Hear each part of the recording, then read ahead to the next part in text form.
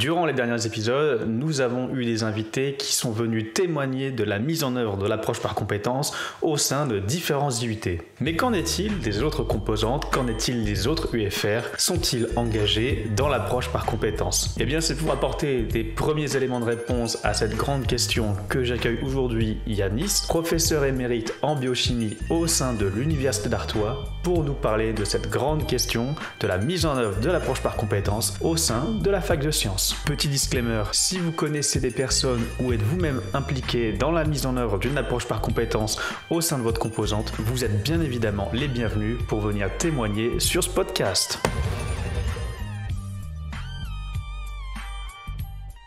Bonjour Yanis. Bonjour Dylan. Bienvenue sur ce podcast, bienvenue sur Podfolio, destiné aux étudiants, aux enseignants, aux professionnels qui s'intéressent de près ou de loin à l'approche par compétences et à la démarche portfolio. Alors aujourd'hui, on va avoir ton retour d'expérience, mais avant de rentrer dans le vif du sujet, peux-tu nous dire qui est Yanis ? Alors, Yanis Karamanot, je suis professeur de biochimie et c'est ma 3e rentrée en activité de retraite. En fait, j'ai eu le titre de professeur émérite depuis 2 ans. Je continue à travailler un petit peu à mon labo de recherche, de rattachement, et je continue à accompagner des collègues dans les projets que nous avons mis en place ensemble il y a quelques années maintenant autour de l'innovation pédagogique et beaucoup plus récemment l'approche par compétences. Alors, petite parenthèse justement avant de rentrer dans l'approche par compétences, quand tu dis activité de retraite, moi spontanément, je vois presque ça comme un paradoxe. Qu'est-ce que ça veut dire activité de retraite ? Ça veut dire que je continue à faire comme avant ou presque, puisque le seul souci, c'est que je n'enseigne plus, c'est-à-dire je ne suis plus devant les étudiants dans les salles des travaux dirigés et des amphis. D'accord. Voilà, c'est tout. Mais le reste, ça continue normalement, si je puis dire. D'accord. Ok, je comprends mieux. Et donc, tu as parlé d'approche par compétences. Et donc, pour bien spécifier, tu ne travailles pas dans un IUT, mais dans une UFR, faculté de sciences, c'est bien ça. Tout à fait, oui. Donc, Oui, tu n'as pas été soumis à l'entrée en vigueur de l'approche par compétences en 2021. Et tu m'avais dit en off que tu avais commencé à travailler sur l'approche par compétences en 2019. C'est ça, 2019, l'année 2019-2020, on a été accompagné par un laboratoire de Liège, le LabCET, c'est dans le cadre de notre projet en fait interétablissement avec l'université Picardie-Jules Verne, l'UPJV, et puis l'université du littoral Côte d'Opale, l'ULCO, dans le cadre d'un projet, donc nouveau cursus universitaire qui s'appelle licence en compétences à En réseau. réseau. Voilà, LCER. Et c'est dans ces cadres-là que nous déployons depuis maintenant 5 ans l'approche par compétences à différents niveaux de notre formation et en fait la mise en route réelle de la formation avec l'approche par compétences a commencé en 2022 pour le L1 et le L2 et en 2023 pour le L3. Donc nous, déjà en 2020, on avait commencé à expérimenter des situations d'apprentissage et d'évaluation avec nos étudiants de L3. Et c'est dans ces contextes-là que j'ai commencé à m'occuper de ces programmes-là. D'accord. Donc, alors, si je récapitule bien, vraiment, 2020-2022, c'était des petites expérimentations, de préparation du gros chantier pour un lancement officiel 2022-2023. Voilà, tout à fait. Pour le L1 et L2. Et nous, on a continué l'expérimentation avec le L3 quand même, malgré ça. Mais le L3 est rentré vraiment dans la réforme en 2023-2024, l'année dernière. Ok. Voilà. Alors, je suis curieux comme ça, mais qu'est-ce qui t'a amené, toi, enseignant, à t'intéresser à un moment donné de ta carrière à l'approche par compétences ? Il y a eu un préalable, en fait, depuis 2012-2013, donc à peu près une dizaine d'années avant ma retraite, j'avais commencé déjà à avoir l'intérêt d'accompagner nos étudiants pour leurs apprentissages avec ce qu'on appelait à l'époque les innovations pédagogiques. Moi, je considère que c'est juste faire notre boulot normalement. Hein. Bon, ils appellent l'innovation pédagogique, c'est très bien. Et donc, j'étais déjà dans cette posture-là presque une dizaine d'années avant de m'intéresser à l'approche par compétences. Est-ce que ça t'aide à comprendre un petit peu le contexte? Voilà. Cela veut dire que en fait, tu t'es pas dit du jour au lendemain, Ah, tiens, si on testait et si on partait dans ce gros chantier. non, non, disons que j'étais volontaire et les pionniers quand l'université a décidé de déployer l'approche par compétences. Moi, j'avais déjà le background pour pouvoir me lancer dans cette aventure-là. J'étais prêt, quoi, en gros, ou presque, parce que tu verras que c'est pas tout à fait. J'étais pas tout à fait prêt quand même, malgré les apparences. Mais alors, c'est parfait que tu dises que tu n'étais pas tout à fait prêt. Est-ce que tu peux développer justement comment s'est passée justement l'acculturation de votre UFR ou de votre département à l'approche par compétences? Comment ça s'est passé? Écoute, dans le temps, on a commencé à avoir des réunions avec le laboratoire donc, qui nous a accompagnés, le Lab 7. Euh, on a eu plusieurs réunions. Il y avait des représentants de toutes les formations, je dirais, de notre faculté, aussi bien les mathématiques, informatique, physique, chimie, biologie, sciences de la Terre.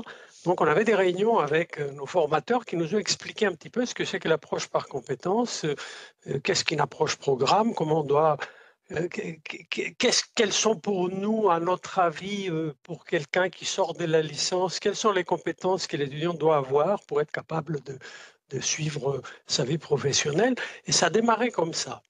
Donc, Ok. on avait normalement quelques années devant nous pour déployer tout ça. Donc, puisqu'on a commencé à être formé dans l'année début 2020.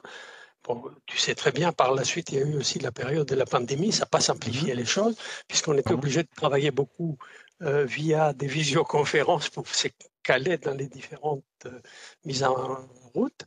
Mais pour autant, on n'a pas été obligé, entre guillemets, par l'institution de fonctionner dans tous les diplômes de la même façon. Et donc, nous, au niveau des sciences de la vie, on a pris la décision que, puisque j'avais moins envie de me lancer et puisque notre responsable de formation à l'époque n'avait pas encore, n'était pas encore au point par rapport à cette réforme-là, on a décidé, nous, de se lancer, de suivre toutes les étapes et de proposer, dès le 2020, des SAE, donc des situations d'apprentissage et d'évaluation à nos étudiants des troisième années, puisqu'on avait déjà des activités qui s'y prêtaient pour faire le pas et passer des expérimentations à une situation d'apprentissage et d'évaluation. Mais Donc, c'est voilà. super, c'est super. Voilà. Je te coupe, mais en fait, c'est que Non, non, j'avais une question qui me venait à l'esprit, c'est justement, est-ce qu'il y avait un grand fossé entre ce que vous faisiez avant l'approche par compétences et après, et après l'approche par compétences? Est-ce qu'il y avait eu un grand fossé ou pas? Est-ce que je peux aller dans un peu pas de détails disciplinaires, mais te faire comprendre un petit peu comment on fonctionnait avant et qu'est-ce qui s'est passé pour devenir des situations d'apprentissage et d'évaluation. Alors avant, si tu veux, depuis les années 90, j'étais à l'époque maître de conférence à Limoges, pour situer un peu l'action, donc une trentaine d'années avant, j'avais mis en place, j'avais eu comme idée que ce n'était pas intéressant pour les étudiants de troisième année d'avoir une fois par semaine 4 heures de travaux pratiques ou 8 heures de travaux pratiques pendant une demi-journée ou une journée. Et je me suis dit, puisqu'on leur fait un certain nombre de manipulations, donc pendant plusieurs semaines, pourquoi on ne trouverait pas d'un fil conducteur pour leur faire faire des choses qui ressemblent à un projet et qui déploient toutes les techniques qu'on a mis en œuvre en plusieurs semaines. Et donc j'ai décidé à l'époque, donc c'était à peu près pour situer vers 93, 94 à peu près, donc il y a une trentaine d'années, L'année je de me ma suis licence. dit, voilà, un troisième année de licence. Et donc c'est pour les étudiants de troisième année de licence, on leur a proposé un travail continu pour simuler la vie en laboratoire. Ça durait 6 jours, donc 4 jours pendant une semaine et puis 2 jours la semaine suivante. Mais seulement, on leur donnait un livret avec ce qu'ils avaient à faire. Donc, en gros, le topo, comme on dit dans le jargon, hein, d'accord? On donnait le topo, on leur dit voilà ce que vous avez à faire pendant vos jours, et puis après, à la fin, vous allez me rédiger un document qui sera sous forme d'une publication de biochimie. Mais seulement, on leur donnait le topo, on leur donnait le matériel, ils n'avaient pas des choix possibles. Or, dans ma conception de l'approche par compétences et des situations d'apprentissage et d'évaluation, il faut que les étudiants soient capables de faire des choix, de prendre des décisions, de mettre en œuvre quelque chose, et éventuellement faire après un retour réflexif, et s'ils voient qu'il y a des choses qui ne vont pas, essayer de les expliquer et avoir vraiment une vision, et ça va te plaire tout ça, parce que c'est des mots que je pense que tu aimes bien manipuler, réflexion, réflexivité, on en a parlé. Et puis Ça m'arrive de temps en temps, oui. À mes heures perdues. Effectivement, on avait mis en place quelque chose qui était super. Les étudiants vivaient comme s'ils étaient accompagnant des chercheurs dans un laboratoire de recherche, etc., mais on leur imposait tout. Et du coup, pour que ça devienne une situation d'apprentissage et d'évaluation, il faut qu'on puisse justement les mettre dans des conditions les plus proches possibles de la réalité professionnelle. Et la réalité professionnelle, c'est qu'ils évoluent dans un labo, ils ont un certain nombre de matériels, ils ont certaines techniques qui sont accessibles, il y a des contraintes de temps, d'argent, etc. Il fallait qu'ils vivent tout ça. Et donc, on a transformé en fait cette activité que je faisais avant, qui était déjà pas mal, et on avait même, pour te dire le secret, on avait même publié sur cette approche-là que j'avais utilisée à l'époque, et c'était un petit peu la base de ma réflexion pour faire les modifications nécessaires pour que ça devienne des vraies situations d'apprentissage et d'évaluation. Mais la transformation, il y avait qu'un pas. Il fallait juste trouver le moyen de donner la possibilité aux étudiants de choisir, de prendre des décisions. Du coup, au lieu de faire un livret d'expérimentation qu'ils doivent réaliser, on leur a mis à disposition ce que j'ai appelé la boîte à outils, c'est-à-dire tout ce que le labo avait à disposition, toutes les machines, tous les réactifs, toutes les possibilités d'expérimentation. Et du coup, l'étudiant devait sélectionner parmi tout ça pour trouver le moyen de répondre à la question qu'on lui posait, ce qui était répondre à un problème de la biologie, un problème de découverte des propriétés biologiques, etc. Et du coup, hop, on a fait cette mutation, pas trop difficile pour nous, parce qu'on vivait déjà cette chose-là avant, mais il fallait qu'on comprenne aussi pourquoi on faisait tout ça et dans quel contexte on allait le faire réellement. Donc du coup, on a un peu aménagé les choses. Au lieu de donner le topo et dire aux étudiants, allez dans la salle, allez hop, faites-moi ça pendant plusieurs jours, on s'est mis pendant plusieurs semaines dans le semestre à leur faire réfléchir sur justement, à l'aide de la boîte à outils, qu'est-ce qu'on peut faire, qu'est-ce qu'on peut proposer comme expérimentation. Et je me suis mis dans la tête qu'il faut non seulement agir, mais il faut aussi réfléchir sur l'action et bien sûr le faire avant, pendant et après l'action. Voilà un peu, tu vois, il fallait monter quelques marches pour arriver à le faire, mais ce n'était pas non plus de tout repos parce qu'on partait de quelque chose d'existant et pour vraiment le paramétrer correctement, que ça cale avec le référentiel, parce qu'il fallait quand même qu'on se mette dans la tête que même si les étudiants ne faisaient rien d'autre que cet SAE pendant l'année des mises en route, il fallait qu'ils vivent la totalité de la démarche et de l'approche par compétences. Donc, il fallait que ça serve, nous, comme moyen de démontrer qu'ils ont développé la compétence et que les étudiants apprennent à justifier qu'eux-mêmes, donc, qu'ils ont développé la compétence. Donc, il a fallu qu'on cale tout. C'est-à-dire, pour moi, la compétence, il fallait qu'elle soit démontrée avec la totalité des composantes essentielles, donc tous les critères qualité. On ne pouvait pas viser qu'un ou deux parmi les critères qualité. Il fallait qu'à travers notre mise en situation, que les étudiants puissent s'occuper de la totalité de la démarche, donc de la totalité de la compétence, avec tous ces composantes essentielles et le niveau attendu, évidemment, de développement de la compétence. Tu vois que c'était simple et en même temps compliqué quand même. Donc, oui, si j'ai bien compris, alors pour essayer de reprendre tout ça, tu as commencé en fait, votre équipe, parce que vous avez fait ça en équipe, et d'ailleurs que je comprenne bien, c'était l'équipe d'un département ou c'était l'équipe de toute l'équipe pédagogique de l'UFR Fac de Sciences? Non, nous on travaillait un petit peu juste avec l'équipe des collègues, c'est des biochimistes en fait, qui s'occupaient de cet aspect de l'enseignement. Nous, c'était une unité d'enseignement, on appelait avant apprentissage des techniques de laboratoire. Avec des outils, autour de l'enzymologie.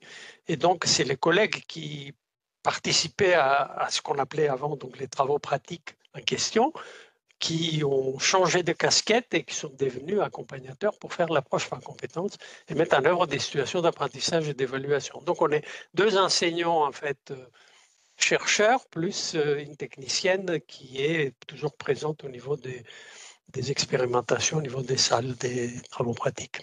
D'accord, d'accord. Et donc, si je comprends bien, c'est avec cette petite équipe que vous avez constituée au début des années 90 que vous avez en fait commencé à faire plus ou moins de l'approche par compétences. Et pourquoi? Parce qu'en fait, dès le départ, vous aviez eu envie que ce que vous faites rapproche, enfin ce que vous faites faire aux étudiants, rapproche ces derniers du réel et des potentielles missions qu'ils pourraient faire dans leur vie professionnelle future? Tout à fait. Donc, exactement. Donc, il y a 30 ans, on était à 2 enseignants plus une technicienne. Ce n'est pas exactement la même technicienne, puisque nous, à l'époque, c'était à Limoges et maintenant, on est à Lens, quoi. Mais il s'est fait que la deuxième collègue qui a démarré l'expérience, elle est toujours dans notre université, elle est toujours enseignante de biochimie avec nous. Et on a une troisième collègue qui est recrutée, qui s'est impliquée aussi. Donc, on est in fine, maintenant, actuellement, il y a trois. Il n'y en a plus que 2 puisque je n'y suis plus directement depuis 2 ans et je n'ai fait qu'accompagner les collègues pour la mise en œuvre et le suivi et l'analyse de tous les indicateurs que nous avons mis en place. Ok.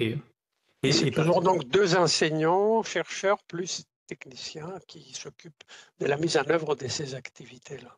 Ok. Et par curiosité, qu'est-ce qui vous a donné envie de rendre en fait vos activités pédagogiques plus proches de ce que les étudiants auront à faire dans leur vie professionnelle? C'était quoi la volonté de départ? Donc, évidemment, actuellement, dans le contexte de l'approche par compétence, on comprend totalement le pourquoi des choses.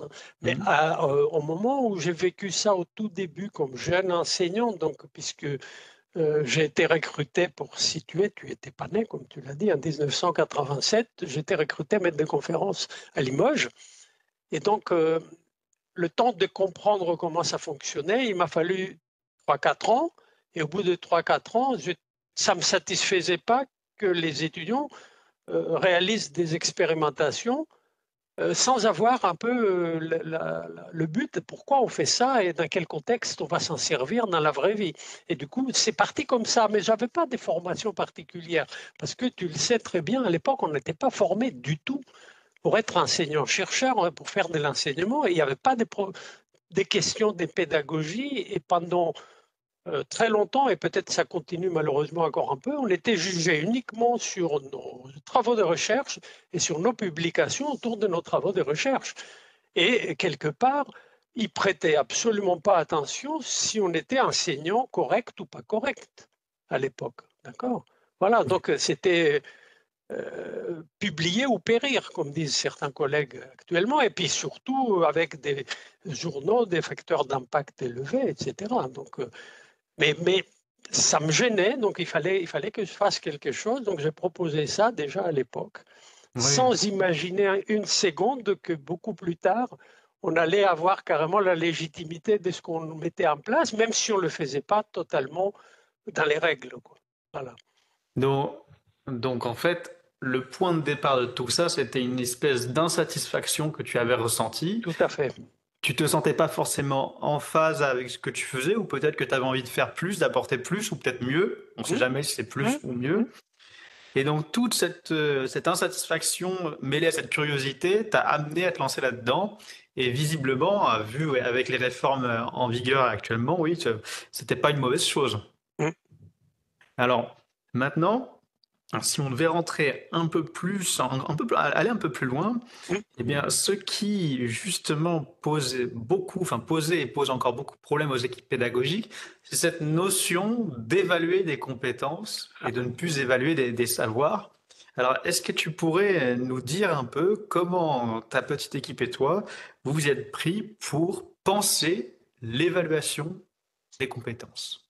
Bon, d'abord, on s'est basé sur ce que nos compagnons, donc le laboratoire l'APSET de Liège, Marianne Poumet et François Georges, pour les nommer, qui nous ont accompagnés, nous ont expliqué par rapport à l'importance en fait de l'évaluation et l'importance de créer des situations où les étudiants vont apprendre et simultanément être évalué et s'auto-évaluer surtout. C'est-à-dire on a dès le début compris cet intérêt-là et on a essayé en fait d'appliquer, même si on ne le fait pas complètement, comme on dit, à la lettre, on a essayé d'appliquer ces concepts-là dès le début par rapport à cette aventure-là récente. Mais ceci dit, il y a une petite limite dans ma démarche jusqu'ici, et on essaiera, j'imagine, avec les collègues d'y remédier, c'est qu'on a toujours testé, juste avec une mise en situation, de simuler la totalité du processus et la totalité de la démarche par rapport à l'approche par compétence.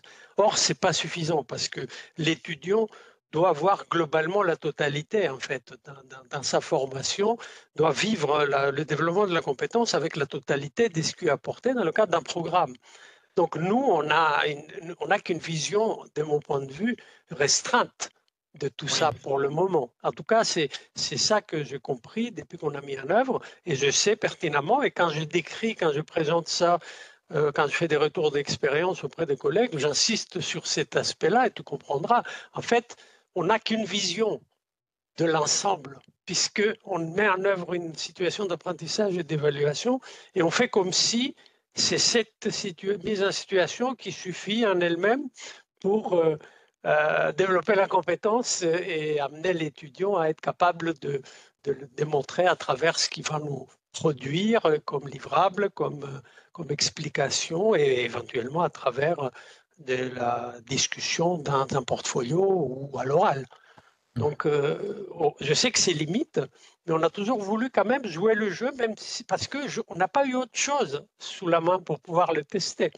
Et j'attends avec impatience, en tout cas c'est les collègues qui vont le vivre, qu'on arrive à une situation où toute la formation est vraiment complètement rénovée et que les étudiants, en fin de période, par exemple tous les ans, expliquent avec leurs mots de quelle façon ils pensent qu'ils ont développé la compétence au niveau attendu au bout d'1 an, au bout de 2 ans, au bout de 3 ans, mais en se basant sur la totalité de leurs expériences à travers toutes les mises en situation qu'ils ont vécues pendant leur année. Mais on n'y est pas encore là, Dylan. Oui, parce que si je comprends bien, et c'est ce que je m'avais dit en off, c'est que pour l'instant, il y a une partie de la formation que vous essayez de mettre en approche par compétence et d'autres parties dans lesquelles vous n'intervenez pas forcément, qui n'est pas en approche par compétence, entre guillemets. Tout à fait. En fait, je vais revenir un peu, si tu veux bien, une petite parenthèse un petit peu en arrière de ce qu'on discutait. En fait, nous, dans notre formation, dans nos sciences de la vie, on n'a pas décidé de tout basculer et obliger tout le monde à travailler en approche par compétence dès le début. Pourquoi ? Parce que, en tout cas, en 2020, hein, je parle, d'accord ? En 2020, on n'a pas dit tout le monde va faire comme ça. On a dit on a 2 ans jusqu'en 2022 où on va passer pour le L1 et le L2. On a le temps pour que les collègues décident et le fassent de leur plein gré. Donc, on n'a pas forcé la main. Il y a d'autres secteurs, je ne vais pas les nommer pour qu'il n'y ait pas de problème, qui ont décidé de faire tout en même temps et rien ne fonctionne. Nous, on a dit, on démarre avec ce qu'on peut faire avec ceux qui ont envie de le faire tout de suite. Et au fur et à mesure, on va essayer d'embarquer des collègues. Et c'est ce qu'on a fait pendant 2 ans, pendant la mise en œuvre, donc pendant mes expérimentations pour les 2020 à 2022. De 2020 à 2022, on a réussi à embarquer des collègues qui ont rajouté en fait des essais au fur et à mesure. Et au moment de la mise en œuvre en 2022-2023, il y a eu déjà autre chose qui s'est fait en première et en deuxième année. Et même en troisième année, il y a eu des propositions. Et comme nous, on a une formation qui a 3 parcours, fin de licence, on peut avoir la sensibilité orientation biologie-biochimie, on peut avoir sciences de la vie et de la terre, sciences de la vie et de l'environnement. Donc les collègues qui évoluent dans les sciences de la vie et de l'environnement, ils ont réussi à trouver des possibilités de mise en situation autour de l'environnement et ça s'y prêtait pas mal, quoi, en fait. C'est plus facile. Sciences de la vie et de la terre, c'est plus un parcours qui est conçu pour préparer les gens pour qu'ils puissent partir devenir enseignants dans le secondaire. Donc, les mises en situation elles sont plus être enseignant. Et donc, c'est simple, entre guillemets, parce qu'ils peuvent faire des stages primaire, un secondaire, etc. Donc il y a moyen. Mais ça ne peut pas être la même chose que quand c'est biologie, biochimie, où on est en plein dans les laboratoires. Les étudiants peuvent partir dans l'industrie pharmaceutique, ils peuvent avoir un tas de possibilités autour des biotechnologies, ce qui fait que quand on leur fait faire des choses qui simulent la vie dans un laboratoire de recherche ou dans un laboratoire en général, évidemment, ça leur parle. Peut-être c'est pas aussi simple d'utiliser les mêmes mises en situation pour les étudiants qui sont en sciences de la vie et de la terre, dont l'ambition c'est de devenir enseignant. Donc effectivement, ce que c'était décrit comme mise en situation, c'est réservé pour les étudiants qui sont plus vers une carrière autour de la recherche. Oui. Ce qui est logique. Mais il fallait au fur et à mesure, tu vois, c'est pas si simple que ça d'arriver à trouver des mises en situation du jour au lendemain. C'est pour ça qu'on a laissé les collègues venir à leur rythme. Et au fur et à mesure, maintenant que les années passent, il y a de plus en plus de mises en situation réelles. Okay. Parce qu'au départ, comme dans les UT, je pense que je ne vais pas insulter si je dis ça, les travaux pratiques, on les a appelés SAE.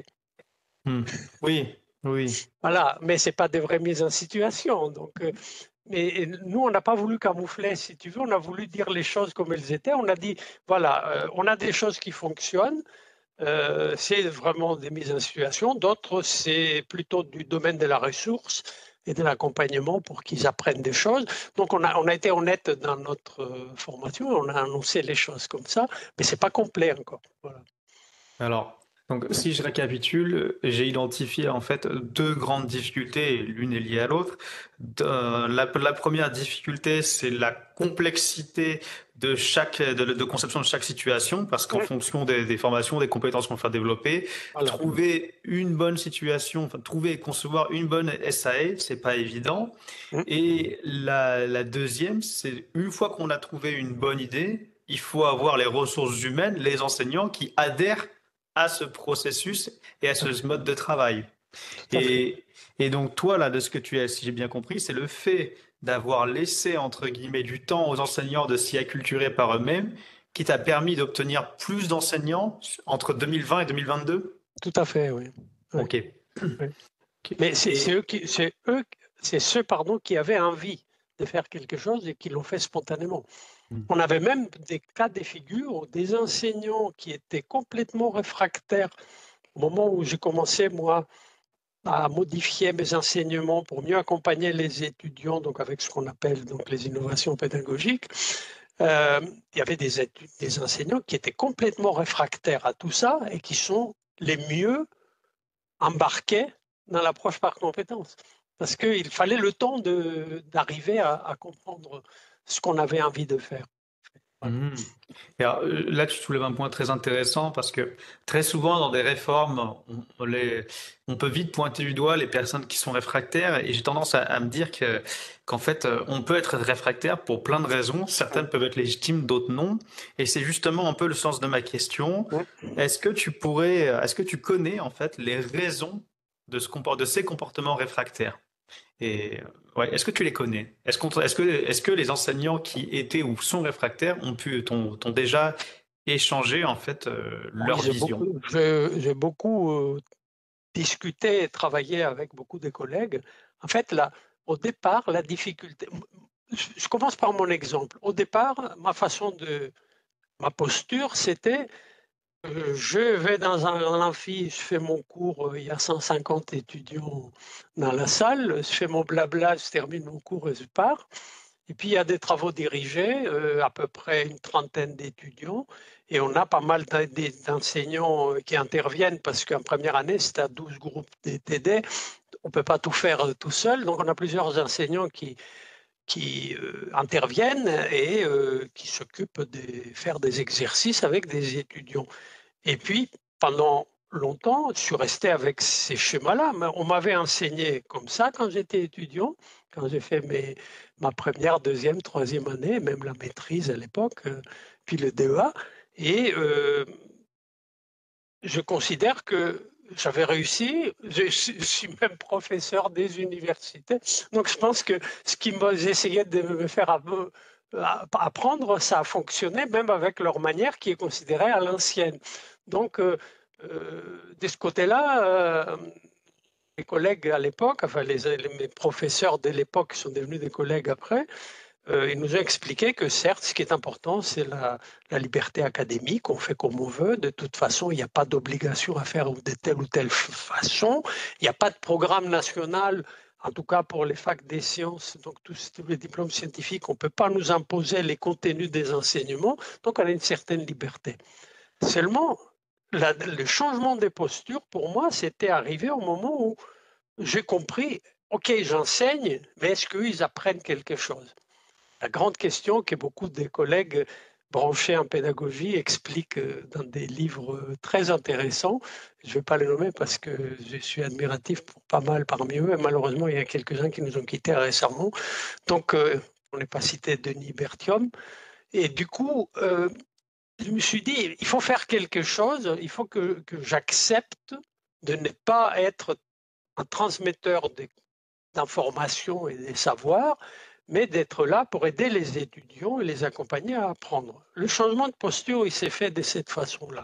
À partir de là, tout est simple. En fait, j'ai tout changé ma façon de faire parce que le fond de l'histoire, c'est l'étudiant. Qu'est-ce qu'il apprend? Comment je peux, moi, vérifier? Comment je peux vérifier qu'il a appris quelque chose? Et comment je peux l'accompagner pour qu'il apprenne à apprendre? Et c'est venu comme ça. Et donc, j'ai beaucoup de collègues, et on discute beaucoup par rapport à ça, qui n'ont pas voulu faire ces changements de posture. Tant que ces changements de posture n'est pas fait, je dirais malheureusement, il ne peut pas avoir d'évolution, il ne peut pas avoir une acceptation autre chose que de la liberté académique. Mais pour moi, il n'y a pas de problème des libertés académiques. Je fais toujours ce que je veux, mais sauf que ça me fait plaisir. Alors qu'avant, ce n'était peut-être pas obligatoirement en me faisant plaisir. Voilà. Donc en fait, c'est ça le fond de l'histoire, c'est ça au départ. C'est sous prétexte de ces grands mots, pas dit gros, hein, des grands mots liberté académique, on se met derrière, on dit non, on ne fait rien, c'est bien comme ça. Et peut-être, alors là, ça c'est un peu ma théorie ou mon intuition qui vient me dire que ce changement de posture dont tu parles, alors toi justement tu l'as très bien vécu, mais peut-être que pour d'autres enseignants qui seraient réfractaires, c'est lourd mentalement, physiquement, c'est une charge de travail, et peut-être même que ça fait peur aussi. C'est une question que je me pose. Moi, je pense que c'est parce qu'il y a un problème de manque de formation à la pédagogie au départ. Je l'ai compris, enfin en tout cas moi c'est comme ça que je l'ai interprété. Quand tu arrives jeune enseignant et qu'on te dit tiens, toi tu es jeune, tu vas faire les travaux pratiques et les travaux dirigés, les cours c'est pour nous les vieux, on a l'habitude, il n'y a pas de problème. Mais qu'est-ce que je dois faire, monsieur le professeur? Qu'est-ce que je dois enseigner aux étudiants? Oh ben ça c'est ton problème, tu as des heures, tu te débrouilles. Moi, j'ai commencé comme ça en 1987. OK? Bon, c'est quelque chose que je n'ai jamais voulu faire subir à tous les collègues que j'ai recrutés quand je suis devenu professeur et en situation de recruter, d'avoir à former des équipes pédagogiques. Pour moi, c'était une question logique. On est tous enseignants, chercheurs, on a tous, pour moitié de notre mission, faire de la recherche. On doit tous être capables de gérer cette partie-là qui est hyper importante et on doit tous être capables de gérer aussi la partie enseignement. Et pour moi, depuis le premier jour, à chaque fois qu'on a recruté un jeune maître de conférences, il fallait qu'il fasse des cours, des travaux dirigés et des travaux pratiques. Tout. Peut-être pas tout de suite dans les mêmes proportions parce qu'il faut le temps de se préparer. Et pour moi, c'est devenu finalement à partir de 2012-2013 une histoire d'honneur que d'accompagner les plus jeunes pour qu'ils n'aient pas à subir ce que j'ai subi moi. Oui. Et du coup, on les accompagnait donc déjà en 2012-2013 pour qu'ils puissent préparer les cours avec comment dire, des conseils, comment il faut faire pour aborder tel ou tel aspect avec les étudiants, etc. Et comme j'ai pris en charge à cette époque-là, je crois que je te l'avais dit quand on a parlé là récemment, J'ai changé de posture au moment où un collègue a pris sa retraite et qu'il a fallu que je reprenne sa partie enseignement et je me suis intéressé un petit peu à tout ça.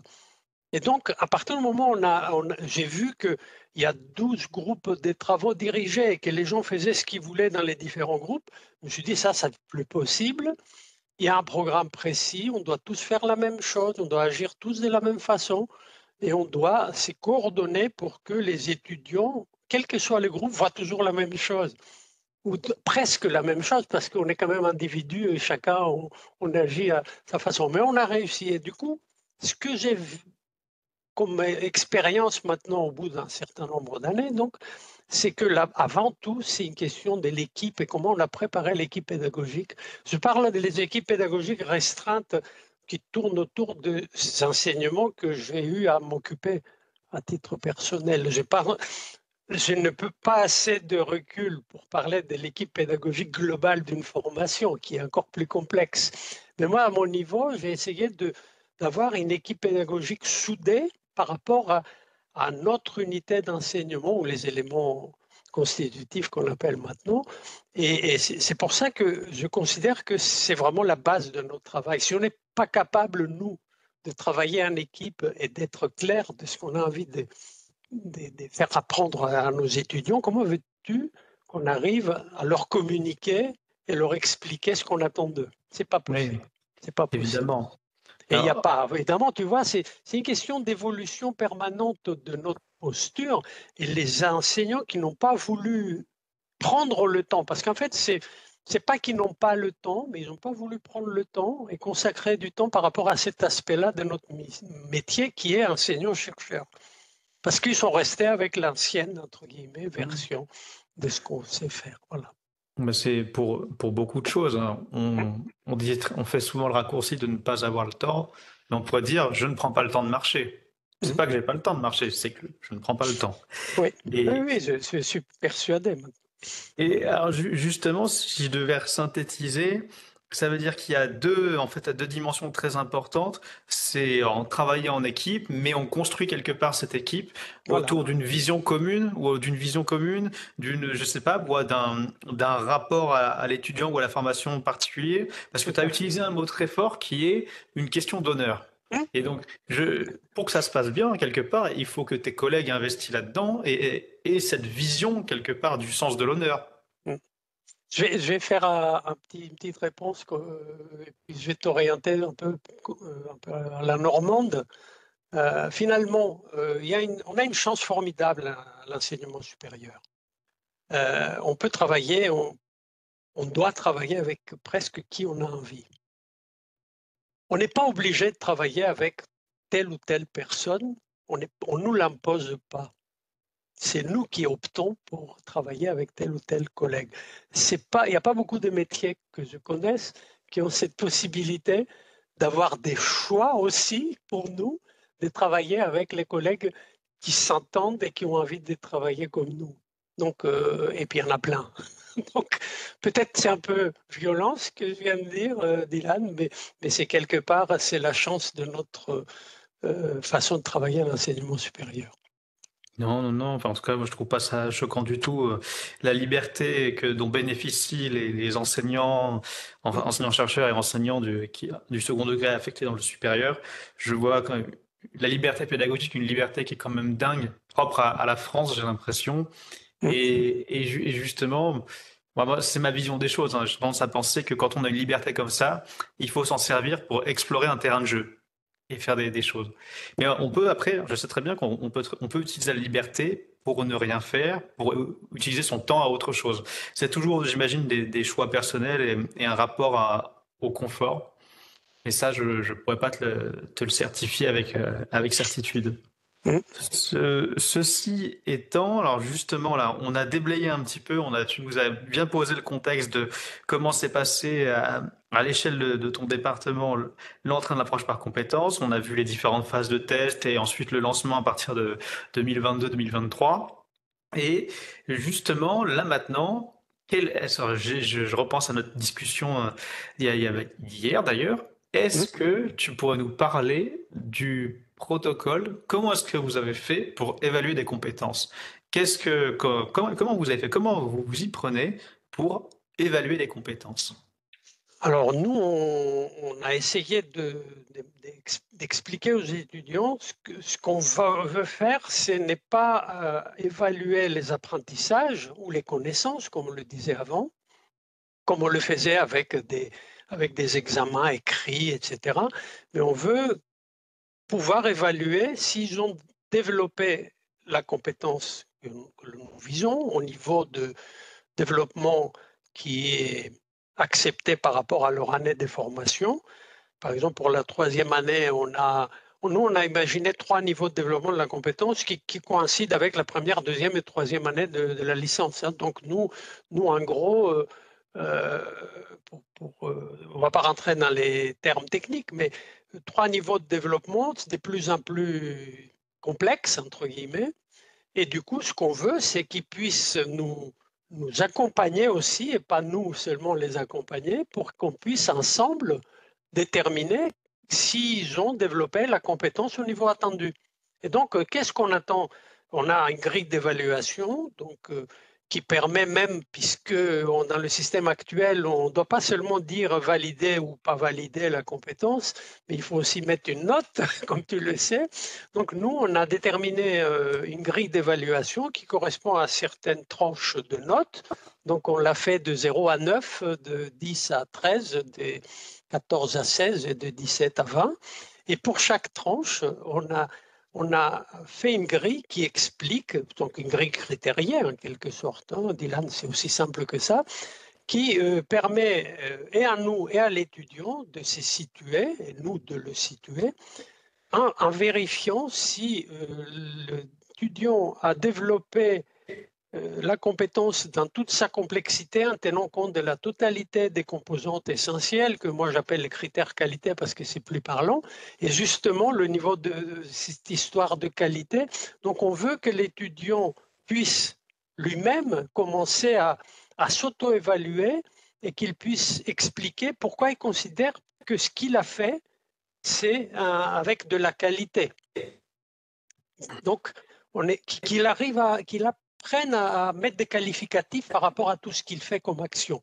Et en même temps, comme on est un peu exigeant, on veut aussi qu'il puisse faire la critique de ses actions et qu'il puisse à un moment donné faire la régulation, même si c'est très compliqué et tout le monde n'arrive pas spontanément, pour pouvoir être capable de dire « et si c'était à refaire, ben voilà, j'aurais fait autrement ».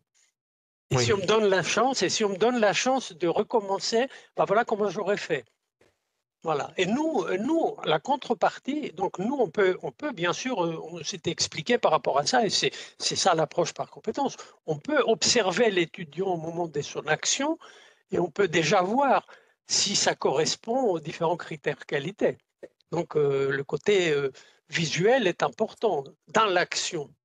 On peut lui demander à l'étudiant de nous faire des livrables, et on peut, en les examinant, se rendre compte si ces livrables correspondent à ce qui était attendu et que c'est au bon niveau du développement de la compétence. Et en même temps, comme tout n'est pas dit, ni au moment où on l'observe, ni au moment où l'étudiant va donner les livrables, parce qu'il y a quand même des codes de présentation qui font qu'on ne dit pas tout, et ce qu'on demande à l'étudiant, c'est de nous renseigner un portfolio.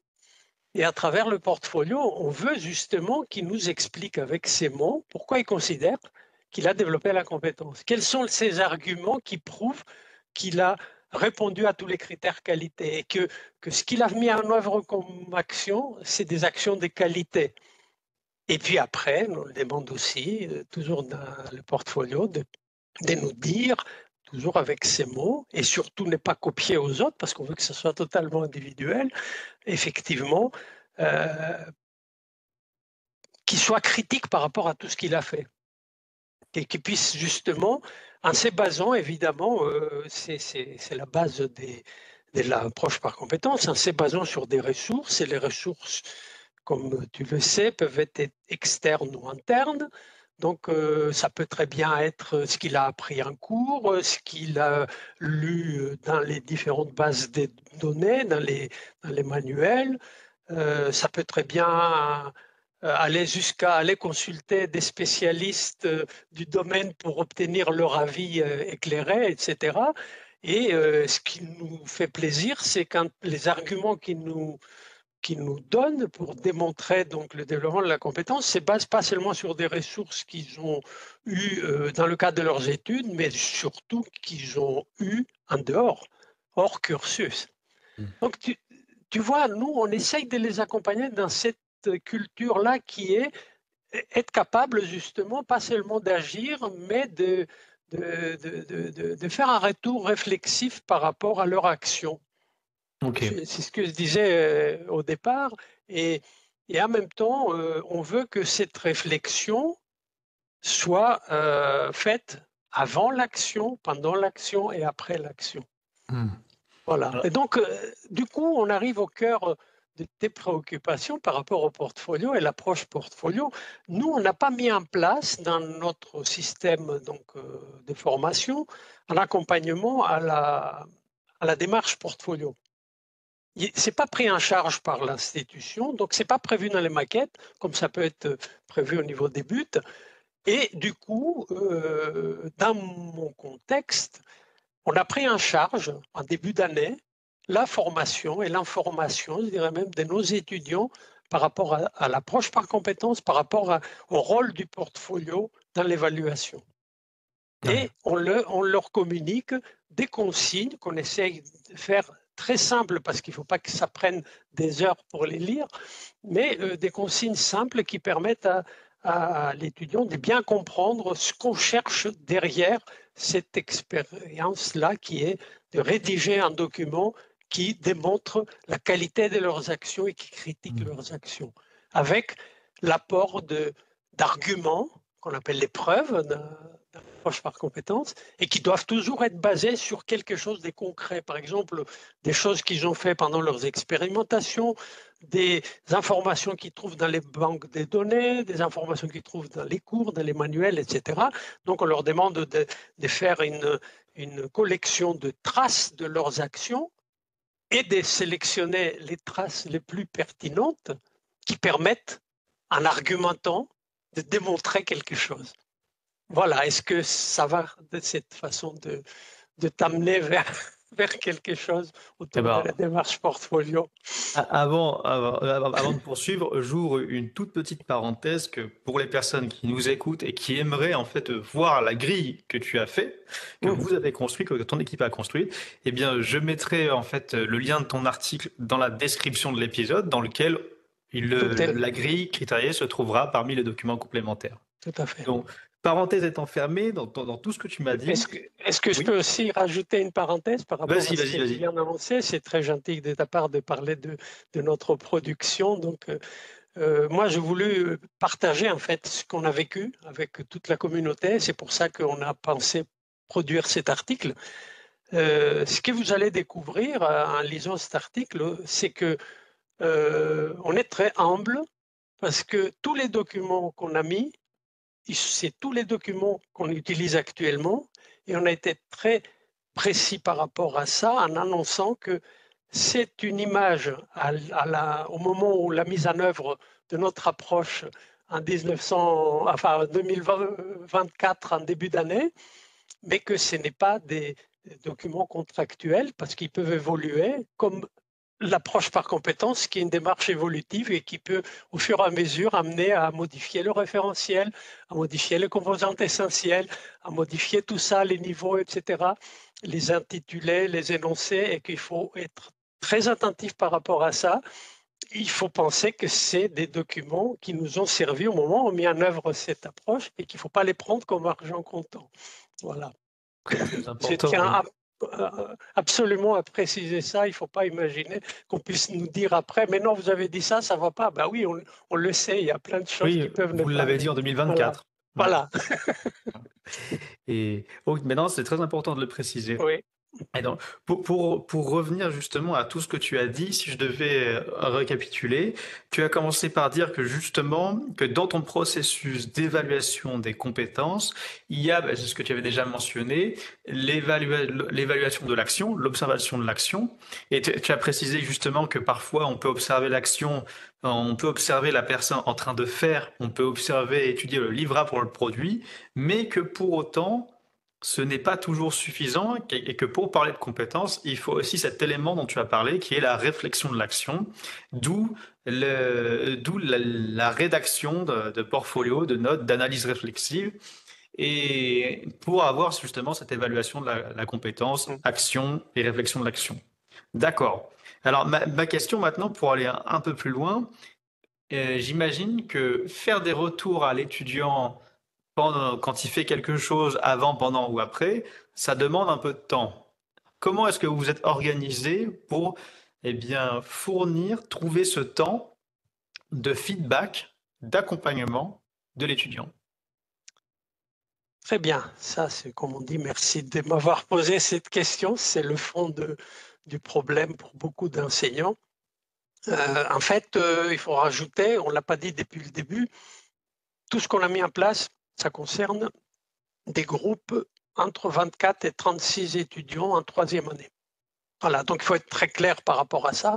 C'est des petits groupes parce que pour tout ce qui est expérimentation et même la démonstration de la vie dans un laboratoire de recherche, on ne peut pas avoir des groupes beaucoup plus grands que 12 étudiants qui aient une capacité tout à fait correcte pour qu'un enseignant ou deux puissent observer ce qui se passe.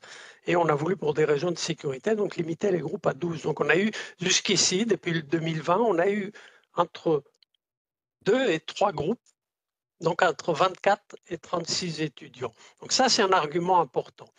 Alors, comment on a fait pour avoir un suivi dynamique au cours du temps des étudiants et de l'évolution de leur réflexion, par exemple, pour rédiger des choses dans le portfolio? On a utilisé un e-portfolio qu'on a voulu donc dynamique, avec la possibilité de vérifier au fur et à mesure ce que les étudiants ont écrit pour pouvoir, semaine après semaine, leur commenter ce qu'ils ont écrit si jamais il y avait quelque chose qui n'était pas convenable, pour qu'on puisse les aider à améliorer ce qu'ils avaient commencé à écrire.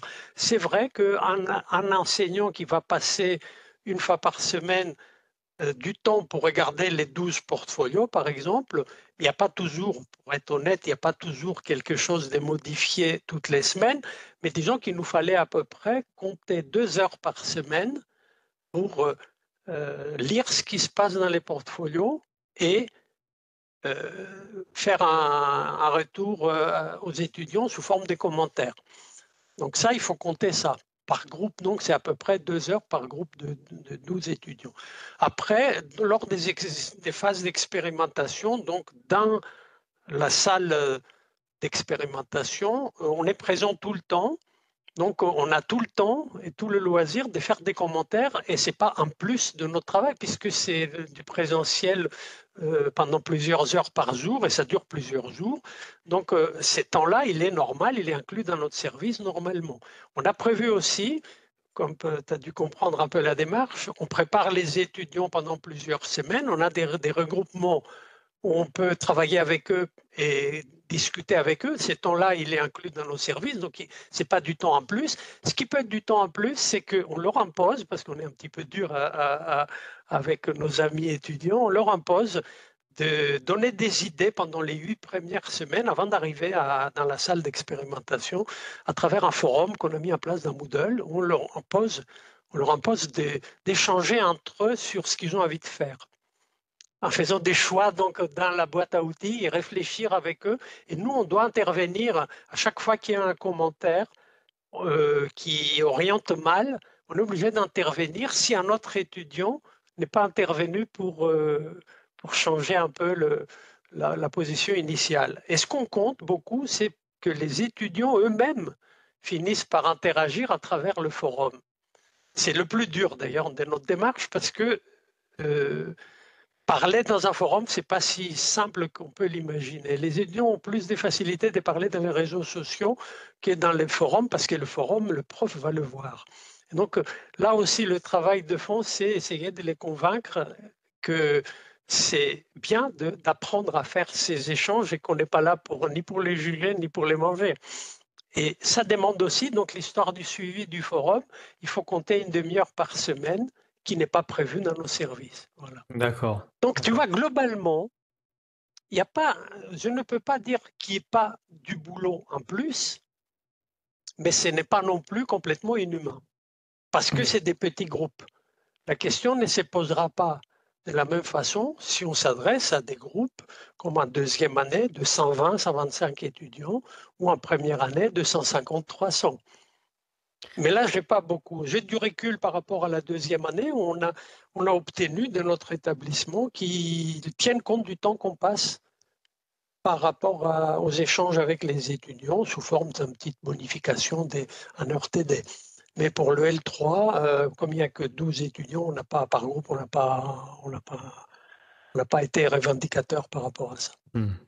Et donc là, ce que tu expliques bien, c'est que ce temps d'accompagnement à la réflexion de l'action, à la régulation de l'apprentissage, pour parler ni plus ni moins, ça demande du temps, c'est un temps non négligeable.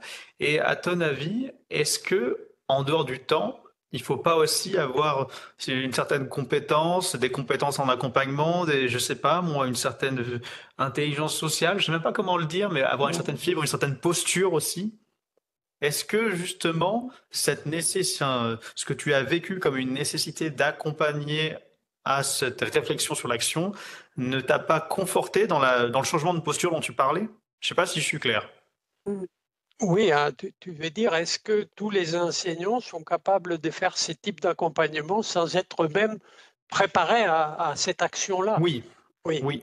Donc, moi, je pense qu'il y a un besoin de formation d'une façon générale des enseignants, que ce soit par rapport non seulement par rapport à l'approche par compétence, mais par rapport justement à cette capacité d'interagir d'une façon bienveillante avec les étudiants, parce que ce n'est pas toujours évident. Donc, je pense qu'on n'a pas obligatoirement une formation dans ces sens-là. En tout cas, moi, je n'en ai pas eu quand j'étais jeune enseignant. Je ne sais pas si maintenant c'est intégré dans la formation des nouveaux collègues.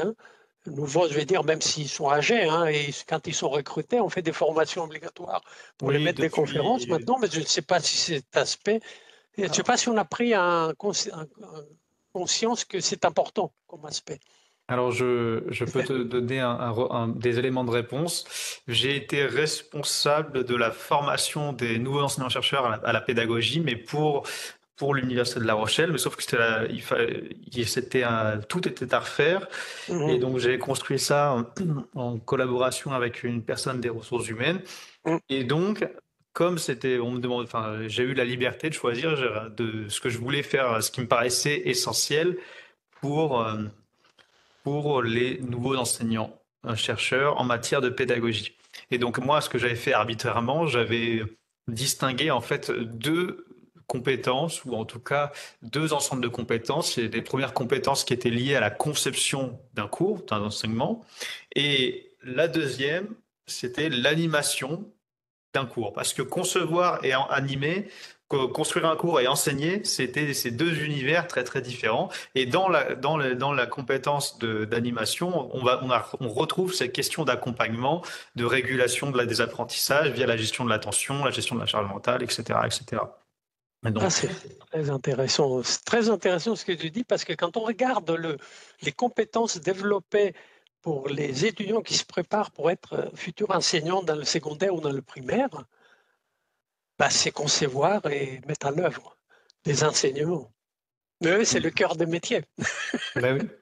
Mais on ne le fait pas pour les enseignants-chercheurs, tu vois, au niveau du supérieur. Et j'imagine que ça, c'est encore une question de culture. Oui, ça va venir. Et ça, c'était vraiment juste ma vision, parce que je me suis rendu compte que tu peux construire un cours, tu peux très bien le faire, tu peux mobiliser toute la littérature au monde, et il pourra tenir. Sur le papier, il va tenir. Mais quand tu vas l'amener sur scène, quand tu vas l'amener dans le réel, ça se trouve, il y a plein de choses qui vont cafouiller, parce que justement, mettre en vie un cours, c'est pas évident, et ça demande des compétences qui relèvent pas uniquement de la conception.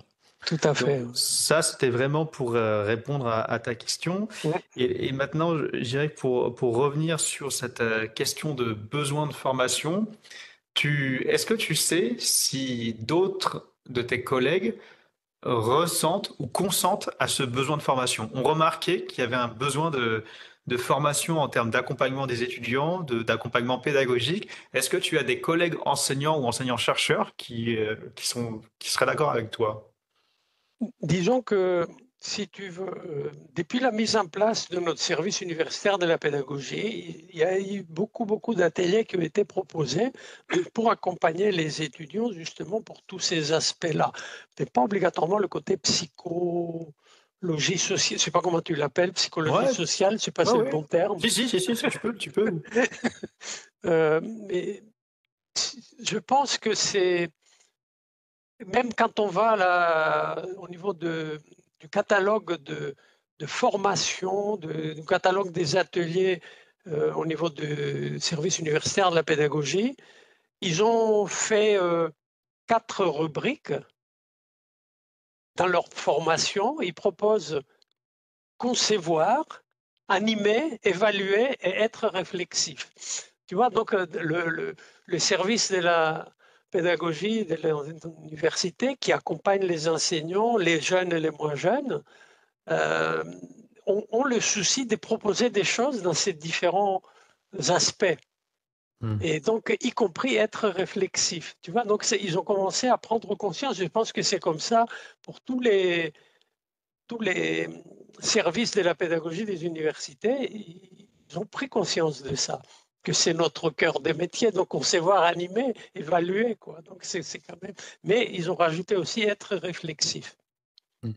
Voilà. C'est ce qui est rassurant. Et d'ailleurs, Ouais. là, jusqu'ici, quand on parlait de l'évaluation des compétences et via le dispositif que vous avez mis en place, donc on parlait d'évaluation de l'action, réflexion de l'action, et tu avais très bien dit, par contre, que cet aspect, cette approche que vous aviez, vous l'avez mis en place à l'échelle de vos disciplines. C'est-à-dire Mm, que vous étiez là pour accompagner les étudiants mm. dans l'analyse des actions qu'ils ont effectuées au sein des SAE, Voilà. mais qu'il n'y avait pas encore d'enseignement, une approche holistique de Non. de tous ces enseignements via la démarche portfolio, où l'étudiant se dirait dans quelle mesure ce que je fais dans les SAE fait de moi quelque part une meilleure personne ou m'aide à me Voilà. professionnaliser. Exactement.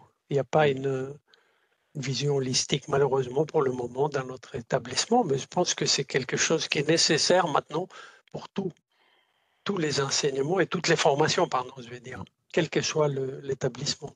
Mais ça, c'est super parce que j'en avais discuté avec ma compagne et je lui ai dit parfois, je me dis, mais ce qui pourrait être super, c'est que dans les IUT, on a quelqu'un qui enseigne la démarche portfolio, donc s'il fait ça bien, c'est cool, mais ce qui serait très intéressant, ce serait qu'en parallèle de ça, il y ait des enseignants des matières disciplinaires qui puissent faire des petits retours, qui puissent accompagner les étudiants sur l'analyse de leur comportement et de leurs actions en situation de travail et qu'ils n'auraient pas forcément besoin d'aller sur cette fameuse réflexivité où on réfléchit sur nos façons de penser, nos paradigmes, etc., etc. Ça, ils peuvent le laisser justement au prof de démarche portfolio qui aura l'affinité, l'appétence, l'envie et les Tout compétences. à Mais, fait, oui. mais ce que tu fais là, est-ce que tu m'as montré via ton travail de recherche et via les documents qui se trouvent dans ce papier, c'est super important. Et je pense que ce qui vous va, s'il pourrait être entre guillemets dans l'idéal, c'est que vous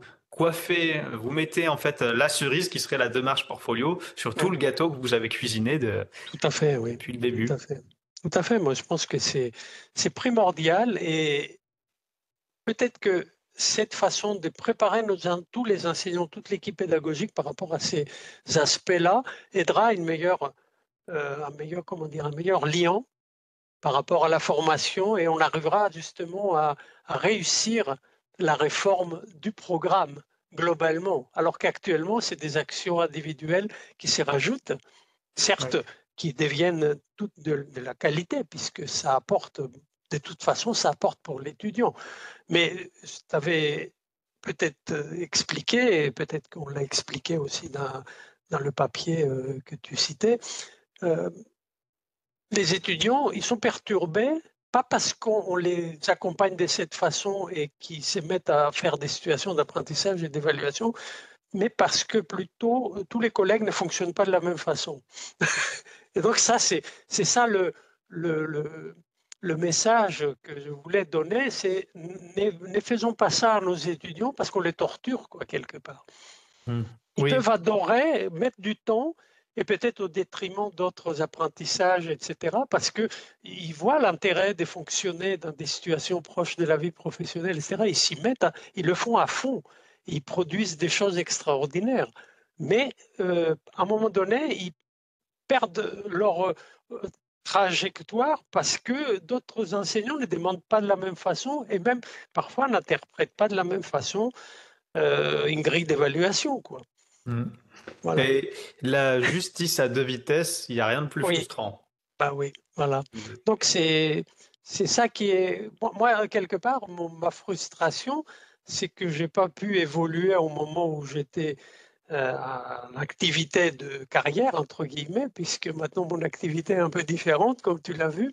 Je n'ai pas pu vivre ce que j'avais mis en place, mais dans un contexte cohérent où tout est fait avec le même objectif et avec les mêmes règles du jeu. Oui, oui. Et ça, on peut avoir des réflexions similaires en se disant « Ah, mais si j'avais fonctionné comme ça bien plus tôt, on peut vite se frustrer, mais j'ai envie d'être optimiste et de dire déjà, tu as pu arriver à ce cheminement, à tout ce cheminement. Et si maintenant tu partages tes convictions, tes résultats, tes expériences via des travaux de recherche, des cafés pédagogiques ou autres, c'est déjà le plus important. Et aussi, tu partages ce que tu fais en venant ici sur ce podcast. Donc, moi, j'ai envie d'être optimiste et de me dire que c'est une très bonne chose. Et ce qu'il faut voir aussi, je voulais quand même qu'on le rajoute parce que je pense que c'est très important, parce qu'on a dit qu'on va voir les étudiants agir, on va les évaluer entre guillemets directement dans l'action, on va évaluer leurs livrables, on va évaluer ce qu'ils nous ont raconté dans les portfolios. Et comme malheureusement, il y a toujours des étudiants qui n'arrivent pas à tout dire, parce que ce n'est pas facile, comme tu l'as expliqué. Je pense qu'en faisant une démarche portfolio et qu'ils comprennent un peu mieux, ils seront moins, je dirais, méfiants pour aller raconter quelque chose dans le portfolio.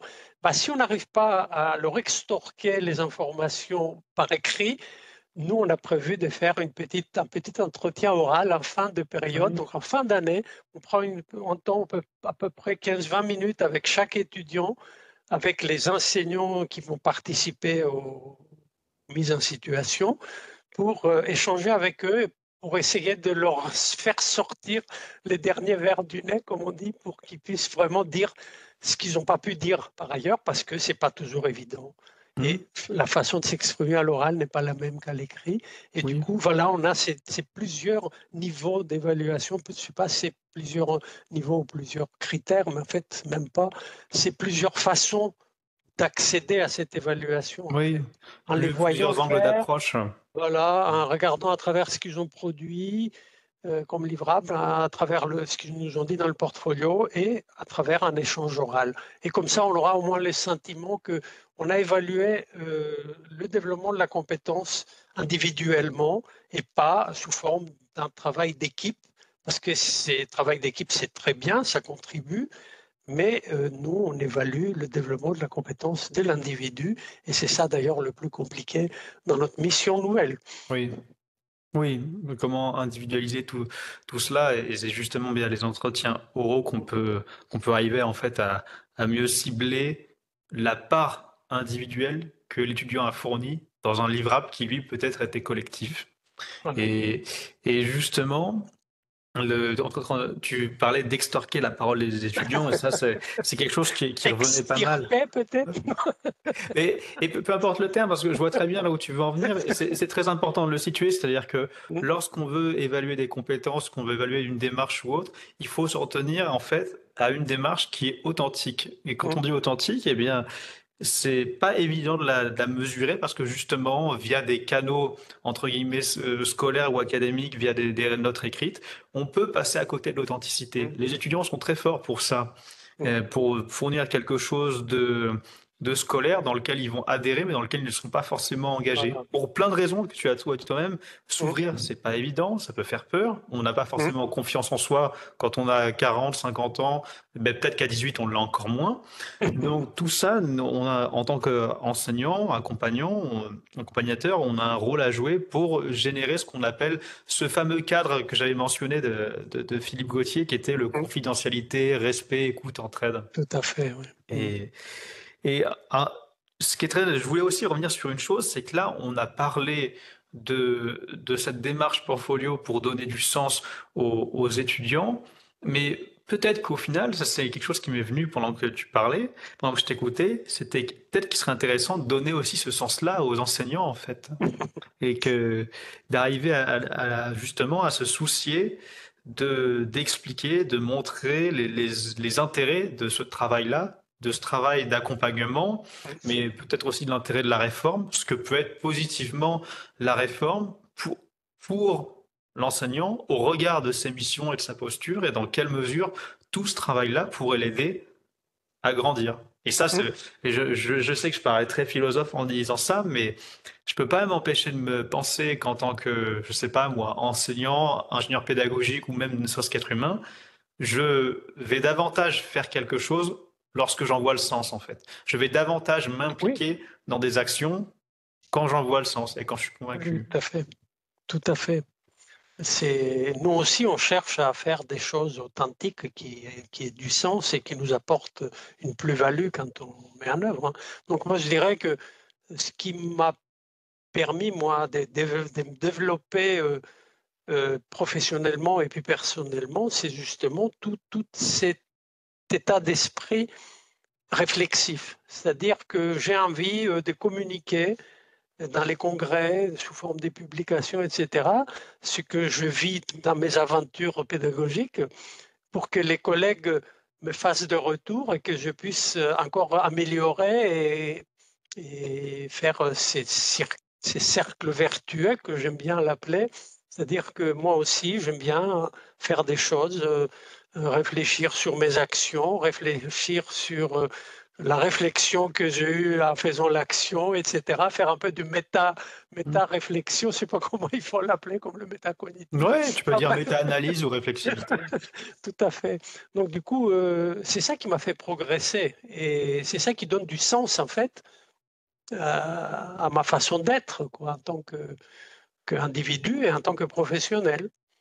Donc, si je devais résumer, apprendre, comprendre, transmettre ou Mm, partager. mm. Hmm. Ok. Alors là, je vois que l'heure a défilé et Oui. on va arriver gentiment sur la fin de cet épisode.